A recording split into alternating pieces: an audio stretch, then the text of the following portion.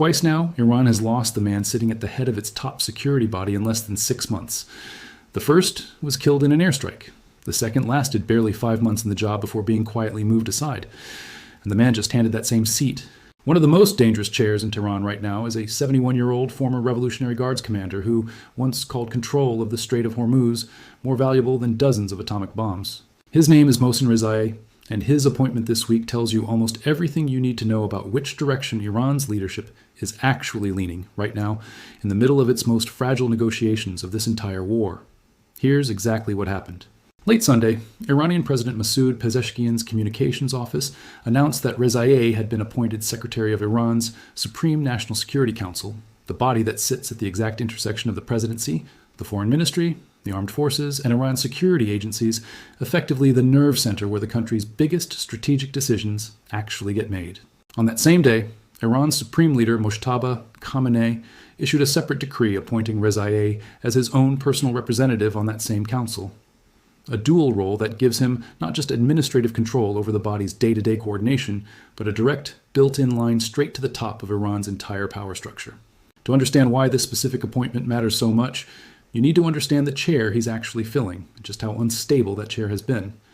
The man who held this position before the war even began, Ali Larijani, was killed in a U.S.-Israeli airstrike back in March, during active hostilities in this conflict.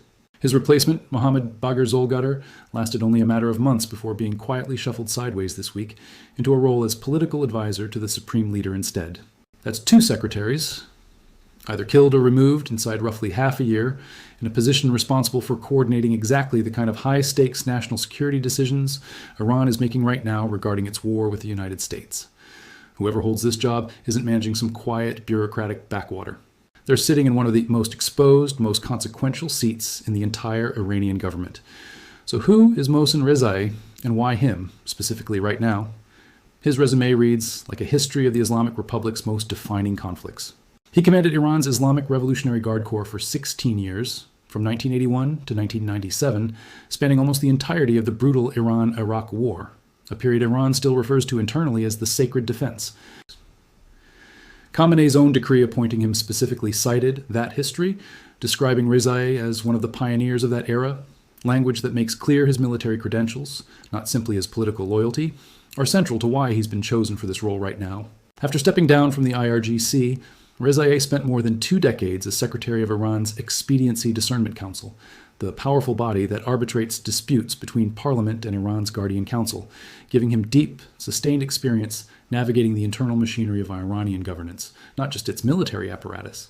He also served as Vice President for Economic Affairs under hardline President Ibrahim Raisi, and holds an actual doctorate in economics from the University of Tehran, a detail that complicates the simple picture of Rezaei as purely a battlefield hardliner. This is a man who's operated at the top of Iran's military, political, and economic institutions simultaneously for decades. But here's the detail that's drawing the most attention from analysts watching this appointment closely: the timing. This isn't some routine personnel reshuffle happening in a moment of calm. It's landing directly in the middle of ongoing, delicate negotiations over reopening the Strait of Hormuz, negotiations that have swung wildly over the past several weeks between apparent breakthroughs and flat denials that any real talks are even happening. And Rezaei himself has already staked out an unmistakably hardline position on exactly that issue. According to Al Jazeera's reporting, he has previously emphasized Iran's control over the strait in the most dramatic terms imaginable, describing that control as more valuable to Iran than dozens of atomic bombs. That's not a man speaking the language of compromise. That's a man who sees the strait itself, the exact choke point currently being negotiated over with Oman, as one of Iran's single most powerful strategic assets, one not to be bargained away lightly. Analysts examining this appointment are split on exactly what it signals, and that split itself tells you something important about how unsettled Iran's internal strategy actually is right now. According to Al Jazeera, Abbas Aslani, a senior researcher at the Tehran-based Center for Strategic Studies on the Middle East, offered a relatively measured read, suggesting Rezaei's combined military, economic, and political experience could actually help coordinate Iran's various state institutions and improve engagement with different political factions, framing this as a competence-driven appointment rather than a purely ideological one. But other analysts are reading this far more starkly. Omid Mamarian, a senior Iran analyst quoted by The National, put it bluntly: "Those inside the Iranian government who actually want to make a deal with Washington are, in his words, not in a position of power right now. He went further, describing Rezai specifically as an indented soldier, someone whose entire orientation runs toward military discipline and confrontation rather than diplomatic flexibility. The National's own analysis of this moment lands on a particularly sharp framing worth sitting with directly. Rezai's appointment looks less like an actual change in Iran's underlying policy, and more like an attempt to tighten control over how the policy gets made and carried out in the first place. That's a subtle but important distinction. This may not represent Iran suddenly abandoning diplomacy altogether.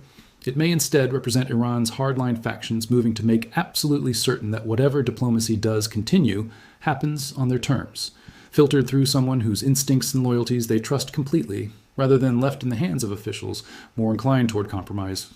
That reading gains even more weight when you look at what Tehran has actually put on the table regarding the Strait of Hormuz negotiations, happening in parallel with this appointment.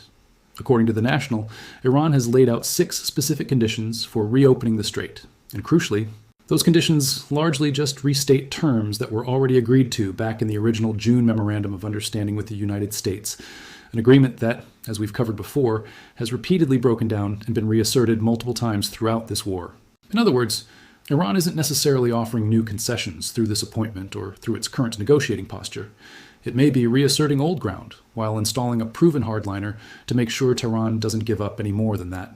It's also worth noting the broader factional context Rezai is stepping into, because Iran's leadership right now is genuinely, visibly divided. The National's reporting describes Iran's government as split between hardliners who favor aggressive, continued confrontation, and pragmatists who still believe a genuine diplomatic resolution with Washington remains achievable. Rezai's appointment, alongside a fellow hardliner named Saeed Jalili, already serving as one of Khamenei's other representatives on the council, tilts the composition of this specific body noticeably toward the confrontational camp, at least in terms of who's now sitting closest to the actual levers of national security decision-making. So what does all of this actually mean for the war itself, and for the fragile negotiations currently underway over the Strait of Hormuz? It's genuinely too early to say with certainty, and the analysts closest to this story are honest about that uncertainty, rather than pretending otherwise. But the signals worth watching are fairly clear. A council that has now lost one secretary to an airstrike and quietly removed another within months. A new secretary with deep roots in the Revolutionary Guard, decades of experience across Iran's military and political establishment, and a public track record of describing control over Hormuz in almost mythic strategic terms. A dual appointment that gives him not just administrative authority, but a direct personal line to Iran's supreme leader. And all of it landing in the exact week that negotiations over reopening that same strait remain genuinely unresolved, still caught somewhere between reports of near-final agreements and flat denials that meaningful talks are even happening at all.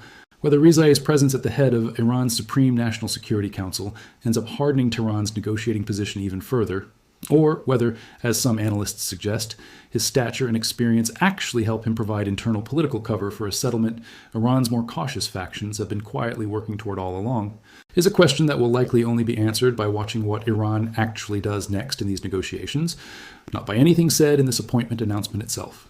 What's clear right now is this. At the exact moment this war's most delicate diplomatic thread hangs in the balance, Iran just put a battle-tested military man, one who once called Hormuz more valuable than a stockpile of nuclear weapons, in charge of deciding how that thread gets handled from here. Watch the Hormuz talks closely over the coming days. Because if Mamarian's read is right, and the people who actually want a deal in Tehran really aren't in a position of power anymore, this appointment may turn out to be one of the most consequential personnel decisions of the entire war.